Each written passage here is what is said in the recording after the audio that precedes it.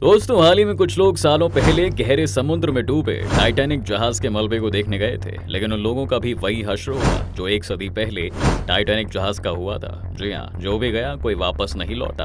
और आपको जानकर हैरानी होगी, पर उन लोगों ने अपनी मौत का टिकट 2 करोड़ रुपए में खरीदा था। दोस्तों, आज जहाँ टाइटैनिक का मलबा है, वहीं टाइटन का भी मलबा है। जी हाँ, ये दोनों एक ही जगह पर डूबे हैं। ऐसे में सवाल ये है कि आखिर कैसे हुआ ये हादसा, और क्या सच में एक बार फिर टाइटैनिक जहाज इन 5 लोगों की मौत का कारण बना? क्या हुआ था उस दिन? चलिए जानते हैं हमारे आज के इस वीडियो में। लेकिन वीडियो शुरू होने से पहले अगर आप चैनल पर नए हैं या आपने अभी तक चैनल को सब्सक्राइब नहीं किया है, तो चैनल को सब्सक्राइब करना और बेल आइकॉन दबाना बिल्कुल ना भूलें, ताकि हमारे चैनल की कोई भी वीडियो आपसे मिस ना हो जाए। दोस्तों, टाइटन पनडुब्बी का मलबा टाइटैनिक जहाज के मलबे से 1600 फीट दूर मिला है। वो कंपनी जिसकी सबमरीन यानी कि पनडुब्बी थी, उस कंपनी ओशन गेट खुद ने ये बात कही है कि उस जहाज पर मौजूदा सभी लोगों की मौत हो गई है। दोस्तों, आपको बता दें कि इस पनडुब्बी पर सवार 5 लोगों में 4 अरबपति कारोबारी थे। इस जर्नी में जितने भी लोग थे, उनके लिए 2 करोड़ बहुत ही मामूली रकम थी। ये सभी लोग 18 जून को निकले थे और निकलने के और इस पनडुब्बी के डुबकी लगाने के 1 घंटा 45 मिनट बाद इस पनडुब्बी से कनेक्शन टूट गया था। ये सभी वो लोग थे जो कि उस जहाज को देखना चाहते थे, जिसने इतिहास के पन्नों पर अपनी एक अलग जगह बनाई थी। दोस्तों, टाइटैनिक अपने समय का सबसे बड़ा और आलीशान जहाज था। यहाँ लॉन्च से पहले ही इसको समंदर की महारानी कहा जाने लगा था। 10 अप्रैल 1912 को टाइटैनिक शिप साउथहैम्पटन के बंदरगाह से रवाना हुई थी। इसमें 2200 से ज्यादा लोग सवार हुए थे। उसकी मंजिल लगभग 5500 किलोमीटर की दूरी पर बसा अमेरिका का न्यूयॉर्क शहर था। लेकिन सफर की शुरुआत में ही टाइटैनिक बर्फ की चट्टान से टकराकर ओझल हो गया। हादसे में 1500 से ज्यादा लोग मारे गए थे। और आपको जानकर हैरानी होगी, पर दुर्घटना के 73 साल बाद यानी 1985 में कनाडा के पास न्यू फाउंडलैंड द्वीप के पास इस जहाज का मलबा मिला था। ये मलबा समुद्र के 13,000 फीट नीचे था। वही दोस्तों, आज जहाँ ये मलबा है, वहीं टाइटन का मलबा भी है। वहाँ चारों तरफ अंधेरा ही अंधेरा है। समुद्र की गहराई में तापमान भी 1 डिग्री सेल्सियस है। इन हालातों में किसी इंसान की इतनी गहराई में जाना और फिर वापस लौट कर आ पाना बहुत मुश्किल है। समुद्र की गहराई में 4 किलोमीटर नीचे पड़े मलबे को बाहर निकालना भी नामुमकिन है। वहीं एक्सपर्ट्स के मुताबिक टाइटैनिक का मलबा समुद्र में अब तेजी से गल रहा है। ऐसे में उसे बाहर निकाल कर कोई फायदा नहीं होगा। बताया जाता है कि आने वाले 20 से 30 सालों में टाइटैनिक का मलबा पूरी तरह गल जाएगा और समुद्र के पानी में घुल जाएगा। समुद्र में पाए जाने वाले बैक्टीरिया टाइटैनिक के लोहे को तेजी से खा रहे हैं, जिस वजह से उसमें जंग लग रहा है। बीबीसी की एक रिपोर्ट के अनुसार ये समुद्री बैक्टीरिया रोजाना लगभग 180 किलो मलबा खा जाते हैं। ऐसे में टाइटैनिक की उम्र अब ज्यादा नहीं बची है, और यही वजह है कि ये जहाज पूरी दुनिया में लोगों को अपनी तरफ आकर्षित करता है, क्योंकि अब से कुछ सालों में ये खत्म हो जाएगा। और इस जहाज के साथ जो हादसा हुआ था, वो पूरी दुनिया में अब तक का सबसे बड़ा हादसा माना जाता है। इस मलबे की जानकारी फैलते ही लोग इसे देखने की इच्छा जाहिर करने लगे, क्योंकि हमेशा से ही इस जहाज के बारे में लोग जानना चाहते थे। 2021 में अटलांटिका में पड़े इस मलबे को दिखाने के लिए अमेरिकी कंपनी ओशन गेट ने टाइटैनिक टूरिज्म की शुरुआत की थी। 18 जून से जो पनडुब्बी गायब हुई थी, वो 4 अरबपतियों समेत 5 लोगों को लेकर टाइटैनिक टूरिज्म पर ही गई थी। दरअसल दोस्तों, इस दुनिया में बहुत से लोग ऐसे हैं जिनको हवाईन आइलैंड्स और कैरेबियन आइलैंड्स के करीब समुद्र की गहराइयों में जाना पसंद होता है, और जिन लोगों के पास ज्यादा पैसा होता है, उन्हें ये सब करना पसंद होता है। आपको बता दें कि इन लोगों में ओशन गेट एक्सपीडिशन के founder and CEO Stockton rush शामिल थे, जो टाइटन पनडुब्बी को ऑपरेट कर रहे थे। आपको बता दें कि 1981 में जेट ट्रेनिंग इंस्टीट्यूट से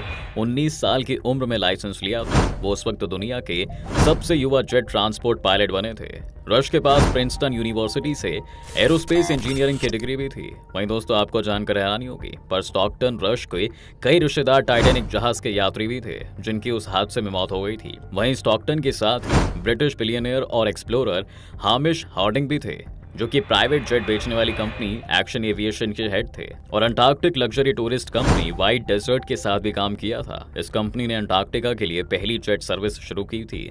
आपको बता दें कि वो साउथ पोल की कई यात्राएं कर चुके थे। वो साल 2022 में जेफ बेजोस की ब्लू ओरिजिन कंपनी के साथ अंतरिक्ष की यात्रा पर भी गए थे। इसके साथ ही वो दुनिया की सबसे गहरी जगह प्रशांत महासागर में स्थित मेरियाना ट्रेंच में भी उतर चुके थे। पनडुब्बी में पाकिस्तानी मूल के बिजनेसमैन शहजादा दाऊद और उनके 19 साल के बेटे सुलेमान भी थे। आपको बता दें कि शहजादा दाऊद एंग्रो कॉर्पोरेशन के वाइस प्रेसिडेंट थे। उनकी कंपनी खाद और पेट्रोकेमिकल उत्पाद बनाती थी। शहजादा ब्रिटेन के किंग चार्ल्स की चैरिटी प्रिंस ट्रस्ट इंटरनेशनल के बोर्ड मेंबर भी थे और इन सब के साथ फ्रेंच ओशियनोग्राफर और फेमस टाइटैनिक विशेषज्ञ पॉल हेनरी नार्चलेट भी शामिल थे, जिन्हें मिस्टर टाइटैनिक के नाम से भी जाना जाता है। वो फ्रेंच नेवी में थे।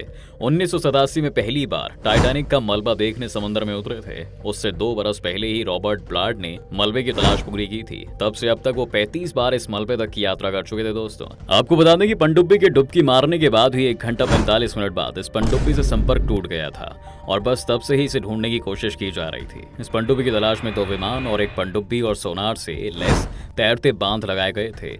इस पनडुब्बी को ढूंढने में कई जहाज जुटे थे। आपको बता दें कि डीप एनर्जी नाम की एक जहाज था जिसके पास 2 रिमोटली ऑपरेटेड व्हीकल्स थे। ये समुद्र में 3000 मीटर की गहराई तक जा सकते हैं। इसके साथ ही कनाडा की अटलांटिक मरीन नाम का जहाज भी तलाशी अभियान में जुटा था। कनाडा ने नौसेना का एक जहाज मेडिकल सपोर्ट के लिए रवाना किया था। फ्रांस ने भी अपना एक जहाज भेजा था। उनका आरओवी यानी कि रिमोटली ऑपरेटेड व्हीकल मलबे की गहराई तक जा सकता था। इन सब के अलावा यूएस कोस्ट गार्ड के हेलीकॉप्टर्स, अमेरिका की डिफेंस मिनिस्ट्री, होमलैंड सिक्योरिटी सहित कई एजेंसियां खोई हुई पनडुब्बी की तलाश कर रही थीं। फ्रांस की एक पनडुब्बी तलाशी वाले एरिया में पहुंच चुकी थी, लेकिन 22 जून की दोपहर एक आरओवी के मलबे को कुछ हिस्सा मिला था। पहले ऐसा डाउट हुआ कि ये टाइटन का मलबा हो सकता है, लेकिन फिर कुछ समय बाद यूएस कोस्ट गार्ड और ओशन गेट ने इस आशंका पर मोहर लगा दी थी। इसके साथ ही इस घटना से एक बार फिर से टाइटैनिक की याद भी वापस आ गई थी। आपको बता दें कि टाइटन के हादसे को टाइटैनिक पार्ट 2 का नाम दिया गया है और इस तरह से ये लोग भी टाइटैनिक की तरह ही बस एक मिस्ट्री बनकर रह गए हैं। चलिए आपको बताते हैं कि कैसी थी टाइटन पनडुब्बी। दोस्तों, आपको बता दें कि टाइटन पनडुब्बी की बाहरी सतह की मोटाई 5 इंच थी। इसके साथ ही इसके पिछले हिस्से में ऑक्सीजन टैंक था।